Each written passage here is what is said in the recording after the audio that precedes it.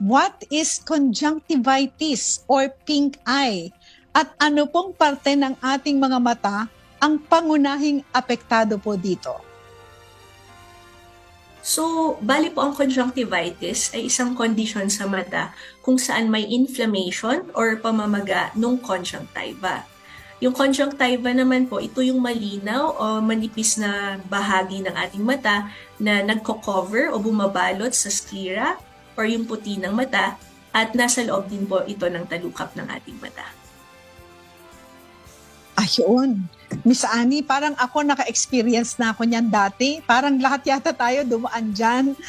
So, Dr. Bobby, just a moment po ha. I'm going to give you naman po si Ma'am Annie Rentoy. Okay. Alam mo, maganda itong pag-uusapan natin at lalo na kasama natin ang espesyalista, Attorney Dot. Now, sa pagpapatuloy ng ating discussion na ginagawa tungkol dito, ano ang kinaiba o pagkakapareho nito sa karaniwan nating alam na sore eyes? Pwede ba yung doktora? Tama ba yung pagka-formulate ng tanong namin? Doktora Bobby? Bali po, actually, yung conjunctivitis and sore eyes, they refer to the same thing, no? It's just that conjunctivitis po is yung medical or diagnostic term for sore eyes. Sore eyes naman po yung parang common or layman's term. And when we say sore eyes kasi, ito po yung nararamdaman natin, no? Parang hapde or pain in the eye. Tapos, pwede din po itong referred to as pink eye naman dahil nga po namumula or parang nagiging pink ang itsura ng mata. Pero they're basically the same po. See? Ayan. Okay. Yes. At least naliwanagin natin yan. Sabi ko nga di ba, Miss Annie, talagang That's dinaanan natin yan. Opo. Sino sa atin ang hindi nagka-sore eyes? Yung age natin, Yung nagkaroon. Ayan, di ba? Okay. So, Attorney Dot. Okay. Balik ko sa inyo si Dr. Bobby. Thank you very much po. Okay. Doktora, tanong lang po. Meron po bang mga iba't ibang klase yung tinatawag po natin sa layman's term na sore eyes or yung sinasabi po ninyo na conjunctivitis or isa lang po yan? Yes po. Marami pong uri ng conjunctivitis or sore eyes. So, depende po yan sa una, yung duration, kung gaano na po katagal yung mga sintomas. So, kapag less than 2 weeks, tinatawag po natin itong acute conjunctivitis. And then, pag nagtagal po ng more than 2 weeks, chronic na po ito. Then, depende din po ito sa sanhi ng conjunctivitis. So, meron po tayong infectious na dulot ng mga mikrobyo or meron din tayong non-infectious yung hindi po siya dahil sa mikrobyo at hindi po nakakahawa. Ayun. Akala ko, Miss Annie, ngayon ko lang nalaman na meron palang sore eyes na hindi nakakahawa, no? Para sa Attorney maganda Dot. na. Yung nasa isip. Diba? Alam natin. Ako, pag may sore eyes, huwag ka na lumapit dyan. Siguradong mahahawa ka. Yung pala, meron palang hindi nakakahawa. Okay. Pero Miss Annie, ikaw naman magtanong. Maganda yung binanggit mo, Attorney Dot. Meron palang hindi nakakahawa. Pero paano namin malalaman yan? Yung sore eyes ko, hindi naman nakakahawa. Ayan, sinabi ng doktor ko. Doon na lang natin malalaman. Oo nga, kasi na-explain ni Doktora Bobby sa atin. Ayan. Doktora, puntahan ko naman itong tanong na ito. Ano ba yung sanhi ng pagkakaroon natin ng sore eyes? Ano yung sanhi ng pagkakaroon natin ng conjunctivitis po? So, nabanggit ko po yung infectious and non-infectious, no? So, unahin natin yung infectious.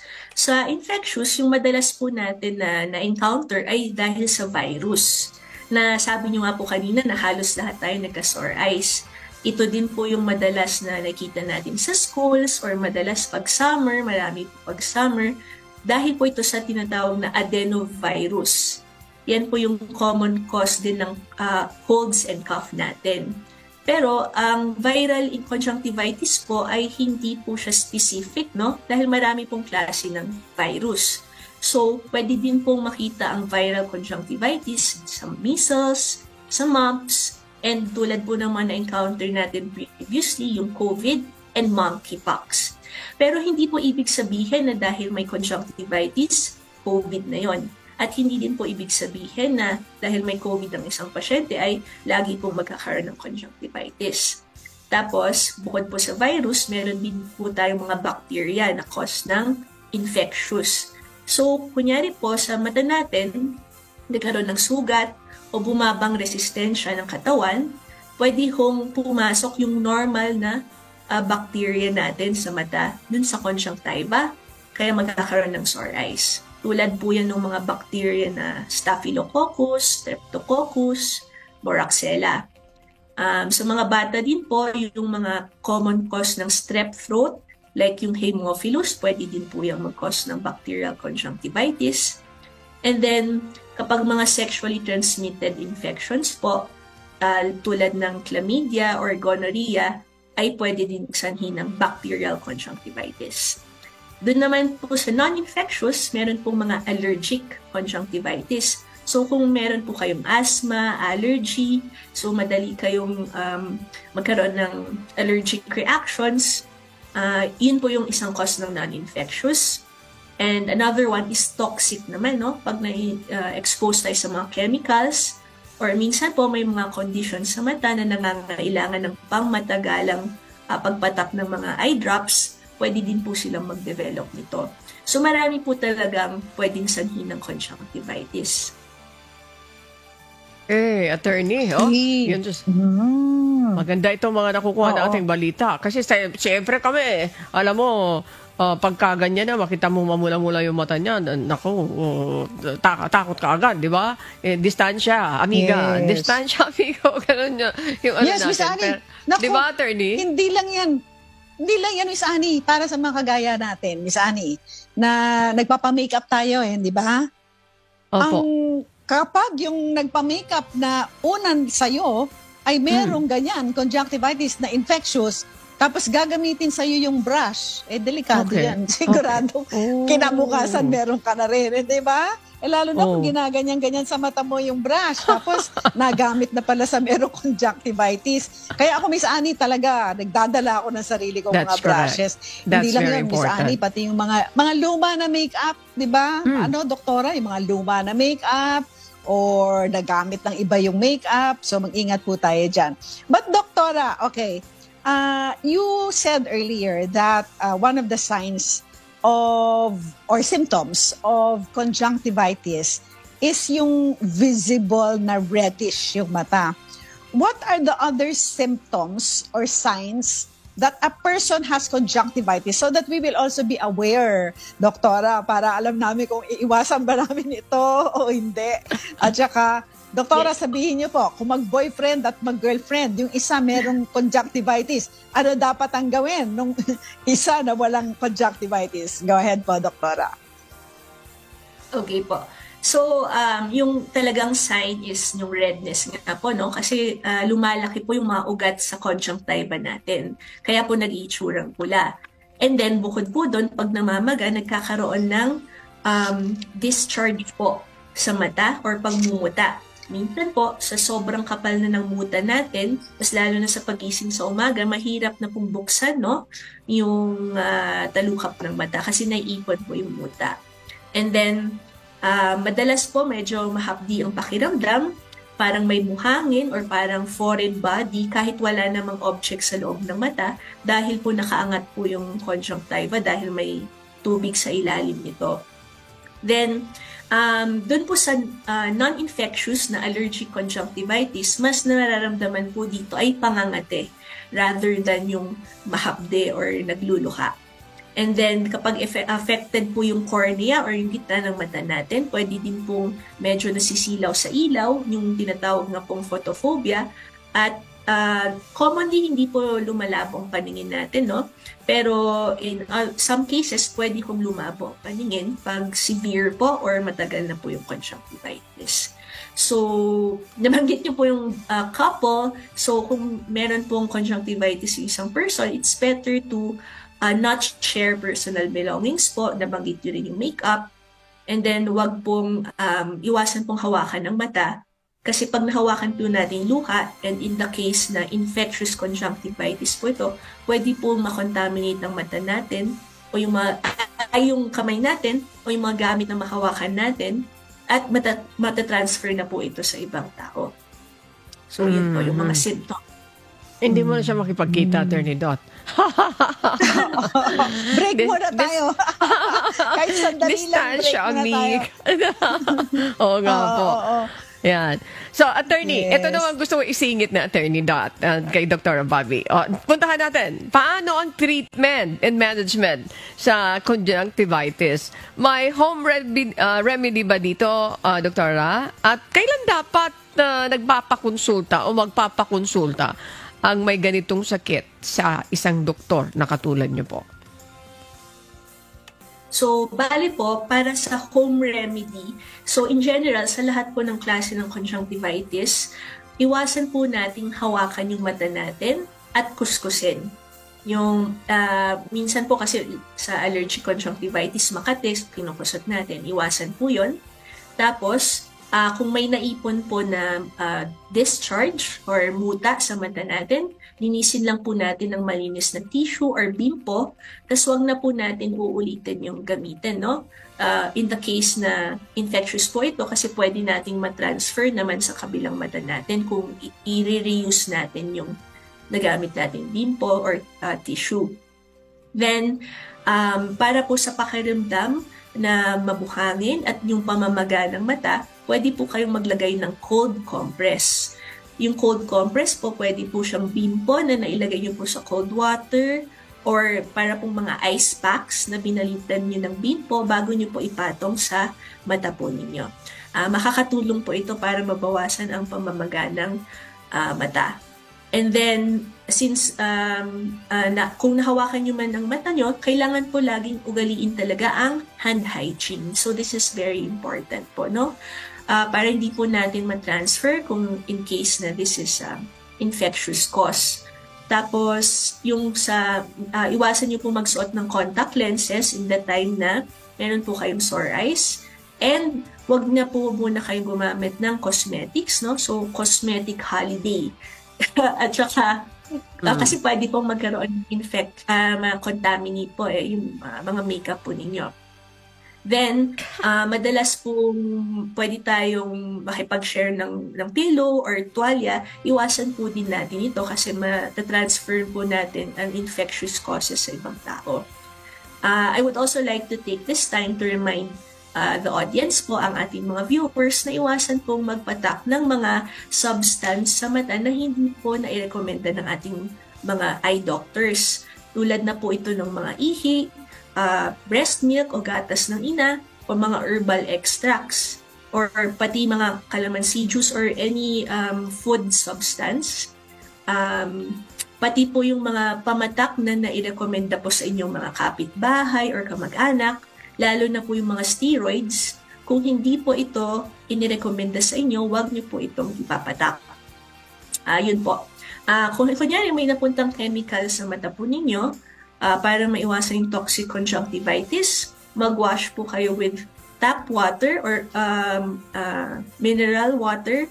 Pero it's running water po, no? Hindi po yung naipon po sa palanggana. Kasi meron po naiipon na mikrobyo sa naipon tubig sa palanggana. So, iwasan niyo pong gamitin yun pag mag-wash din po kayo ng with water po. So, kailan po kayo magpapakonsulta sa doktor?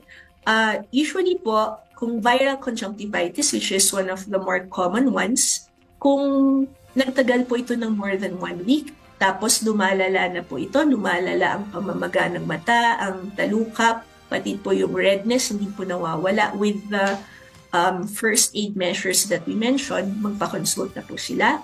Kung may nararamdaman po silang yung silaw sa ilaw at yung lumalabo na po ang paningin, and kung nag-develop din po kayo ng fever and rashes, kasi baka connected na po ito sa ibang mga disease na nabanggit ko kanina, magpatingin din po kayo sa doctor.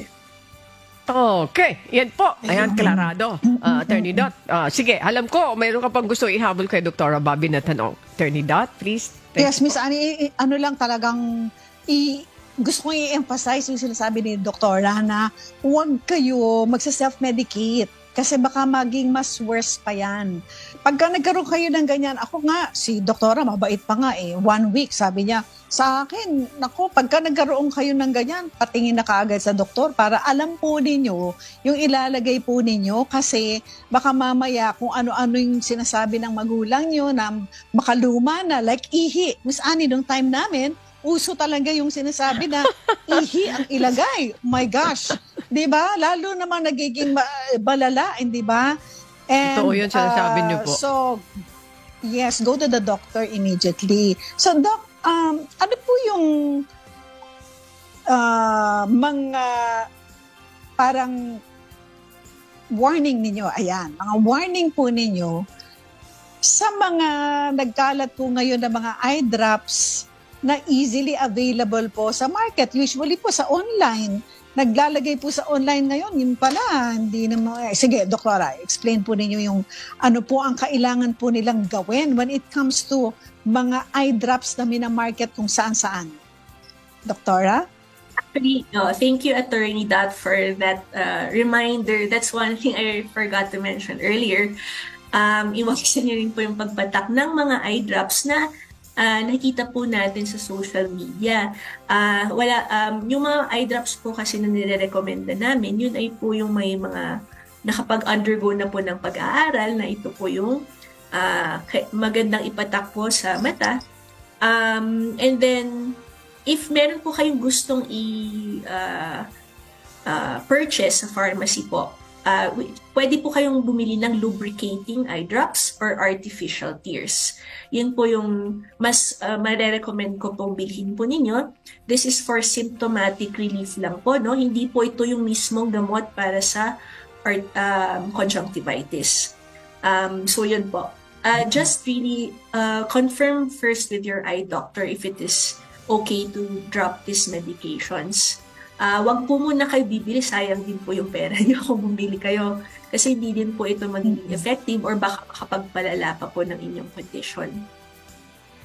Ayan. Hey. Always consult your doctor, di ba? Ayan. Okay, Miss Annie, ikaw naman, ang galing-galing ng ating ngayon, guest natin. Dami ko nang natutunan. Sige, Miss Annie, your turn. Opo. Thank you very much, Attorney Dot and Dr. Bambi. This time, para sa kapakanan ng mga nanonood, nakikinig dito sa Serbisyong Bayanihan. Sa kabuuan, ano yung paalala, reminders nyo doon sa ating mga kababayan? How to properly take care of our eyes in general, Doc Bambi? Thank you po. Okay, in general, ang dami po, no? Pero in general, to keep your eye healthy, kain po tayo ng masusustansyang pagkain na rich in vitamins tulad po ng mga gulay at prutas. Kung meron po kayong diabetes or hypertension, ugaliin po na inumin ng inyong maintenance medications at magpakonsulta po kayo sa inyong doctor para po mabantayan yung control ng inyong condition. Then, madalas po tayo ngayon sa sa cellphone, sa laptop, madami pong work involved with these devices. Iwasan lang din po yung prolonged screen exposure and then take breaks po, no, in between. So, meron po tayong tinatawag na 20-20-20 rule. Every 20 minutes, look at 20 feet away for 20 seconds para po maiwasan yung eye strain and yung possible na dry eyes na pwedeng mag-develop po with prolonged screen time. And then, anytime po na may problems kayo, magpakonsulta lang po kayo talaga sa doctor. We will guide you po in taking care of your eyes. I also forgot to mention po yung avoid smoking, no? Because down the line, pwede po tayong makakita ng mga complications po, especially with aging. And then, pag mainit pong panahon, patapos na po yung summer, pero when we go to the beach and may exposure sa UV, ugaliin lang din pong magsuot ng sunglasses or protection from the sunlight po. I think yun lang po yung mga paalala, reminder. Yan, Attorney Dot, especially, lalo-lalo na kung tayong mga nagkakaedad na, parang napakahirap i-handle. Ayan. Maging mga bata. So, sa pangkalahatan yan. Attorney Dot, pasalamatan na natin sa ating panauhin ngayong hapon. Yes, Miss Annie, thank you very much, Dr. Bobby, sa mga paalala po ninyo. Unang-una, sinabi nyo, kailangan po kumain ng gulay at prutas. Pangalawa, pagka kayo ay gumagamit ng computer, ang ganda rin sinabi, Doktora, excuse me, 20-20-20. Every 20 minutes, tumingin ka sa 20 feet away for 20 seconds. Ayan, yung mga sekretarya po natin dyan. Ma'am Rev, yung mga IT, di ba? Yan ang gagawin po ninyo. Tapos, avoid smoking. And then, ano pa, Miss Annie, kailangan magsuot kayo ng sunglasses, lalo na sa maaraw. Yung, Doktor, ang sinabi nyo, UV rays, tama po ba? Yeah, UV protection. To avoid, so dapat merong nakasulat na for, ano po ang nakasulat, Doktora? UV protection, tama po ba? Apa. Yes pa. UV ray na nakasulat dun sa sunglasses. Okay. So, ayan, sinulat ko rin po lahat yan. So, at this point, Doktora, we would like to express our sincerest gratitude to you for saying yes to our invitation for you to be our guest this afternoon. Maraming salamat po, Dr. Bobby Marie M. Santos, External Disease and Cornea Specialist, Philippine Academy of Ophthalmology or PAO. Napakahusay po ninyo. Salamat po sa invitation po ninyo. And hopefully marami pong natutunan ng ating mga viewers. Salamat, sigurado Doktora. po yun. Dahil, Opo. Yes, thank you so much. Natuto po kami sa inyo. Maraming salamat po ulit. And we hope to see you again very soon. If you liked or learned from this video, please click subscribe.